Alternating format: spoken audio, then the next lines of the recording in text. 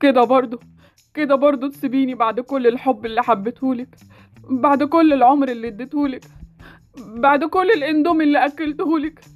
انا ما كنتش متخيل انك تسيبيني يا فريدة. يا تامر يا تامر ده انت التمثيل لحس دماغك خالص. والله المراية دي صعبانة عليا من كتر الهبل اللي بتشوفه. هبل؟ بتقولي على تمثيلي والموهبة بتاعتي هبل؟ بكرة تشوف اخوكي وهو نجم كبير اسمه على كل افيشات الافلام، نجم مسلسلات رمضان، وهتتمني بس انك تسلمي حاجتك عليا. عارفاك ندالة اخر حاجة لو وصلت. لا عيب عليكي برضو، ده انت اختي، هبقى امضيلك على اي اوتوجراف. بس هي تكة، وتامر فوزي هيبقى نمبر 1. طيب يلا بقى يا نمبر 1 علشان العشاء، بدل ما بابا يطلع يخليك نمبر 0. معلش بقى فريدة حبيبتي، هروح اتعشى واجيلك على طول. مش ناوي بقى يا تامر تشوف لك شغلانة؟ انت خلاص خلصت جامعة، يعني المفروض تبدأ حياتك العملية، انت مهندس يا ابني.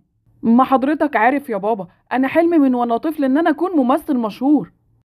احنا قاعد معانا محمد رمضان بس انتوا مش واخدين بالكم. بنت عيب تسخري من اخوك يا ريتاج. العيب هو تفاهة ابنك اللي كل زمايله شقوا طريقهم وهو واقف لي يمثل قدام المراية. بابا انا مثلت في مسرح الجامعة وبروح تجارب اداء، وكل اللي شاف تمثيلي اكد لي ان انا موهوب. وموهبتك دي بقى هتاكلك عيش امتى؟ هتخليك تبطل تمد ايدك وتاخد مني مصروف امتى؟ انا خلاص شبعت، انا طالع اوضتي. ليه كده بس يا فوزي؟ ليه تحرجه وتكسر بخاطره قدامنا؟ انا عايزه يبقى راجل. يا بابا هو بيحب التمثيل وموهوب، وبكرة تامر فوزي هيبقى أشهر ممثل كوميدي في البلد، بس اديله فرصته. خليك حنين عليه يا فوزي واديله فرصته. يوه، يعني انا بقيت قاسي بعد كل اللي بعمله معاه؟ انا طالع مش عايز اكل، وافضلوا دافعوا عنه لحد ما يبقى مجرد فاشل قاعد في وسطكم في البيت. بابا عنده حق، انا مجرد فاشل. عيب حد في سني لسه بياخد مصروفه، كل اصحابي اشتغلوا وفيهم اللي خطب وفيهم كمان اللي اتجوز، وانا اللي لسه قاعد بحلم بالسينما والشهرة. بس ده غصب عني، انا ما بحبش غيرها ومعرفش اشتغل اي حاجة غير اني امثل. ده مراد صاحبي، يا ترى بيرن عليا متأخر كده ليه؟ خير يا رب. الو، ايوه يا مراد، خير في ايه؟ ايوه يا نجم مصر، عندي ليك خبر ب1,000,000 جنيه. يا سلام، على اساس ان انا مش عارف اخبارك اللي في الاخر بتكون في شنك دي. عيب عليك يا نجم مصر الاول، ده انا معايا ليك دور بقى ما كنتش تحلم بيه. ايه دور؟ يعني همثل؟ انت بتتكلم بجد يا مراد؟ عيب عليك، ده انا لسه قافل مع المنتج ورشحتك. بقول لك ايه، هبعت لك عنوان اللوكيشن اللي هيصوروا فيه على الواتساب، تروح بكره الصبح وتفهم كل الحوار. اديله ادي. طب ما فيش اي معلومه عن الدور؟ يا عم تامر اتقل تاخد حاجه نظيفه، روح بس انت بكره الصبح وامسك في الفرصه. امسك فيها ده ايه؟ ده انا هاخدها بالحضن. حبيبي يا تامر، اوعى بس لما تعلى تنسى صاحبك وحبيبك مراد. عيب عليك، اعمل بس اول فيلم وبعدها ولا هعرفك. اصيل يا صاحبي، يلا سلام. سلام. انا همثل اخيرا، همثل يا ناس، يا ماما، يا ريتاج، يا بابا، انا همثل.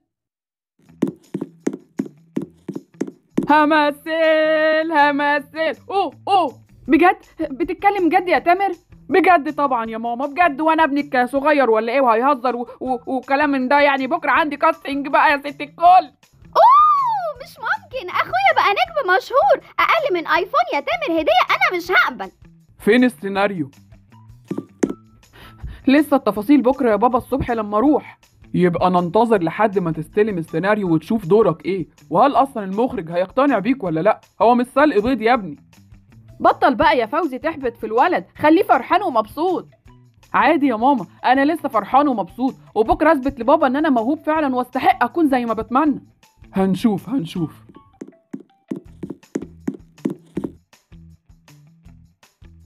يا سلام، يا سلام على السعادة اللي أنا فيها. أنا مش مصدق نفسي، أخيرا هحط رجلي على أول سلمة من سلمات المجد. في راجل واقف هناك أهو، أما أروح أسأله. صباح الخير. أيوة مين؟ أنا تبع مراد. هو رشحني الدور في العمل اللي بتصوروه دلوقتي، وقال لي أجي في الميعاد ده في المكان ده. مراد مين؟ مراد عوني صاحبي وليه معارف كتير في السينما. انت الكومبارس اللي هتتضرب بدل البطل؟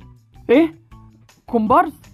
امال حضرتك فاكر ان انت جاي تاخد دور البطل ولا ايه؟ يلا اتفضل ادخل، خلي المخرج يبص عليك ويشوفك هتنفع ولا لا. كمان هو في مواصفات للكومبارس اللي هيتضرب؟ انت باين عليك رغاي وفاضي، هتدخل ولا نشوف غيرك؟ لا خلاص هدخل، حاضر.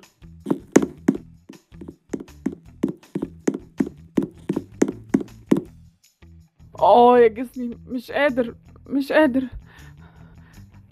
ايوه يا مراد، كومبارس يا مراد، بترشحني ان انا اكون كومبارس؟ يا تامر محدش جابها من فوق، ما تطلع السلم واحده واحده. سلم مين؟ ده انت كده بتدفني تحت الارض. انا قلت لهم في البيت ان انا همثل دور كبير وهقبض فلوس كويسه، شكلي ايه قدامهم دلوقتي؟ ابويا اصلا مش طايقني وبيتلككلي. انا عملت معاك اللي اقدر عليه، نجوم كتير بدأوا كومبارس، انت هتبقى احسن من عادل امام يعني؟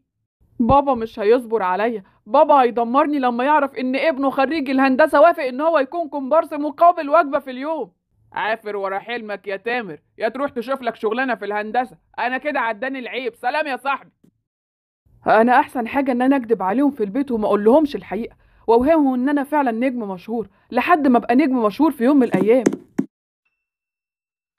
ايوه بقى يا عم النجم يا جامد، انا هرضى النهارده بس بالشوكولاتايه الصغيره دي اللي انت جايبها لي، لكن لما تقبض يا نجم يا كبير عايزين عزومه كبيره في اضخم محل في المدينه. طبعا من عينيا. ربنا يوفقك يا حبيبي دايما. المهم يكون الدور لايق عليك وما فيهوش شيء مش كويس حتى لو صغير، خصوصا يعني ان انا ملاحظ ان في اثار جروح على وشك. ما تقلقش يا بابا، لا يعني ده انا عمري ما هخيب ظن حضرتك فيا، انا بس اتخبطت وقت التصوير عادي يعني. يلا هاتولي الكومبارس خلوه ينضرب بدل البطل ونخلص اكشن. ده انا هخلص عليك النهارده. ستوب! ايه يا ابني ده؟ ما تضرب كويس، بتخبي وشك ليه؟ انا عايز جروح تعوير، عايز وشك يتشلفط. اكشن! استنى عندك انت وهو، ده يرضي ربنا ده لما تجيبوا شاب يتضرب عشان كل حلمه ان هو يكون ممثل مشهور؟ بابا حضرتك جيت هنا ازاي؟ اهو جيت وخلاص، تعالى يلا معايا يا تامر، انت ما يليقش بيك يا ابني ابدا اللي انت بتعمله ده. حاضر يا بابا. خلصونا وشوفوا لي واحد تاني غيره بسرعة.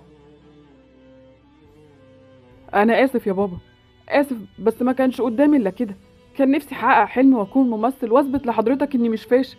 أنت مش فاشل يا تامر، أنت راجل حاصل على بكالوريوس هندسة، مهندس قد الدنيا. بس أنا كان حلمي أكون ممثل، وأنا مش ضد حلمك يا ابني، يمكن أكون عملتك بأسوأ، لكن خلاص أنا بعتذر لك دلوقتي وعايز أعقد معاك اتفاق. تحت أمرك يا بابا. هتشتغل بشهادتك في شركة عمك، هو يتمنى، وفي نفس الوقت أوعدك أي فرصة تمثيل مناسبة أنا هدعمك فيها، مش كومبارس. موافق يا بابا، بس ريتاج وماما فاكريني إن أنا بقيت فنان ومشهور ومستنيين نجاحي والهدايا. اوعى تبدأ حياتك بكذبة يا تامر، هتقول لهم الدور مش لايق عليا وهنتظر فرصة جديدة عادي يعني.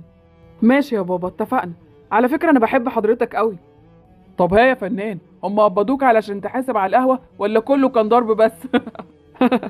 لا هي كانت وجبة وكلتها، البركة في حضرتك بقى.